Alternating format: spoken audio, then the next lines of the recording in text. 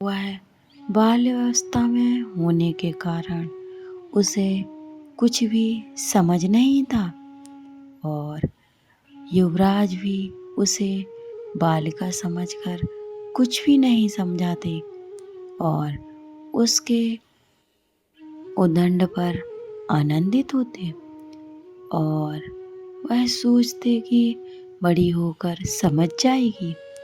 एक दिन सुनीता एक गंधर्व कुमार को, जो अपनी आराधना में योग मुद्रा में लीन था, और वह तभी खेल खेल में अकारण कीड़े मकोड़े से उन्हें मारने लगी और गंधर्व कुमार को पीड़ा से झटपटाते तो खुशी होकर उछल पड़ती थी। वह यह छोटे और बाल अवस्था के कारण उसे किसी भी प्रकार की यह अकल नहीं थी। अक्सर वो ऐसा करती कि जब ये गंधर्व कुमार के लिए असहनीय हो गया तो उन्होंने सुंधा को क्रोध में श्राप दे दिया और तू धर्मराज की बेटी है, तेरा विवाह एक ऋषि पुत्र से होकर रहेगा और एक योग्य संतान भी होगी, पर तेरे इन दुष्ट कर्मों का अंश उसमें व्याप्त रहेगा। यमराज को जब पता चला तो उन्हें अपनी बेटी को सही और गलत को समझाने का दुख हुआ कि उन्होंने अपनी बेटी को आखिर सही और गलत नहीं समझा पाया। उन्होंने कहा, बेटी, निर्दोष तपस्वी को पीट कर तुमने अच्छा काम नहीं किया। बुरे कर्मों को करने से वह बुरा श्राप मिला है और समय आने पर सुनिधा जवान हो चुकी थी और तभी वह इस श्राप के कारण उसे विवाह के लिए तैयार न थी वह, और तभी रंभा ने उसे मोहिनी विद्या सिखा दी और अब उसे किसी को भी मोहित करने की विद्या सिद्ध हो गई थी। तभी एक दिन रंभा ने सोचा कि क्यों ना मैं इसे वर की खोज करने के लिए ले जाऊं। तो रंभा वर की खोज करने के लिए उसको साथ लेकर निकल गई। एक नदी के तट पर वह अत्रि कुमार अंग को देखा। सुनिधा अंग को देखते ही मोहित हो पड़ी और रंभा की माया तथा अपनी मोहिनी विद्या के बल पर उसने अंग को भी मोहित कर लिया और अपने वश में कर लिया। दोनों को एक दूसरे से वह असक्त जानकर रंभा ने दोनों का गंधर्व विवाह करवा दिया। दोनों सुखपूर्वक रहने लगे।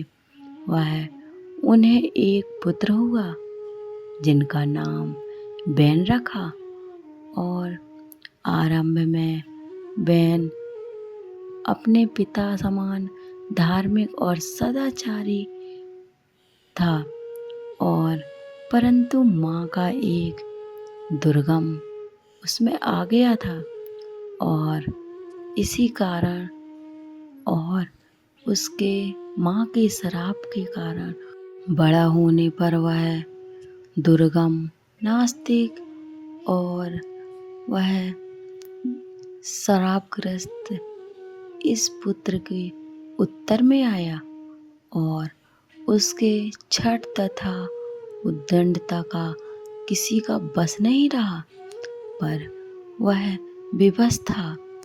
वह दीन की दुष्टता से प्रजा दुखी थी और बैन की इस दुष्टता के कारण महाराज अंग को अपयश मिलने लगा और जिससे बचने के लिए एक दिन निराश होकर उन्होंने चुप्पे से उस घर का त्याग कर दिया।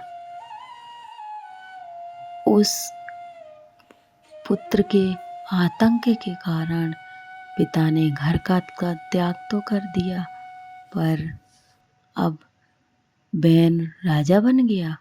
और बैन राजा बनकर तो बहुत प्रसन्न था, पर वह उद्दंड, अहंकारी और धार्मिक सत्कर्मों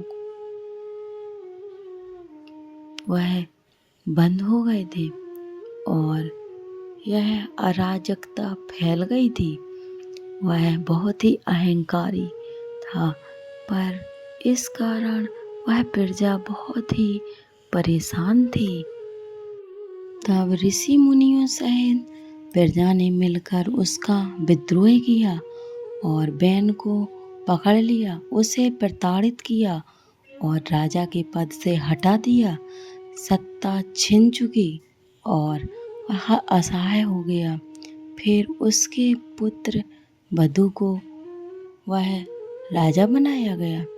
तब निश्चय ही आत्मा का प्रारब्ध होता है, लेकिन गर्भधारण की अवधि में भी माता पिता और आसपास के अच्छे बुरे संस्कार का प्रभाव पड़ता है।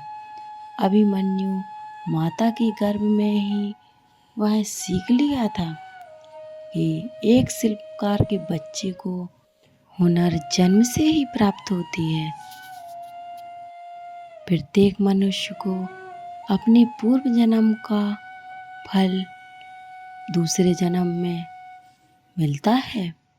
वह स्वतंत्र संस्कार साथ लाता है, जिसके कारण कुछ संतान अपने माता पिता के वह किए हुए बुरे कर्मों को संतान भोगती है, लेकिन सिर्फ कुछ ही अपवाद स्वरूप हैं। विधिवत अधिकार ऐसा ही देखा गया है कि जन्मदाता के रूप में गुण, स्वभाव आदि का प्रभाव बच्चे पर पड़ता है। माता को इसलिए तो गर्भवती होकर वह अच्छी संस्कारी बातें सुनाई जाती हैं और उसी के आधार पर जन्म और वंश की प्रधानता दी जाती है। तो दोस्तों, हमें अपने अच्छे कर्म करना चाहिए, क्योंकि आजकल बुरे कर्म का फल यहीं का यहीं भुगतना पड़ता है। जो नहीं भुगत पाता उनके बच्चों को भुगतना पड़ता है। इसलिए हमें अपने बच्चों को अच्छे संस्कार देना चाहिए और खुद अच्छा बनना चाहिए, तभी वह सुख में जीवन व्यतीत हो सकता है, अपना और बच्चों का भी। तो दोस्तों, मेरी यह बातें अच्छी लगी हों तो वीडियो को लाइक करें, शेयर करें, सब्सक्राइब करें और बेल आइकन को दबाना ना भूलें, ताकि आगे भी मैं इसी प्रकार की अच्छी अच्छी प्रेरणादायक कहानी फिर लेके आऊँगी। ओके, जय श्री कृष्णा। और हाँ दोस्तों, कमेंट में जय श्री कृष्णा लिखना ना भूलें।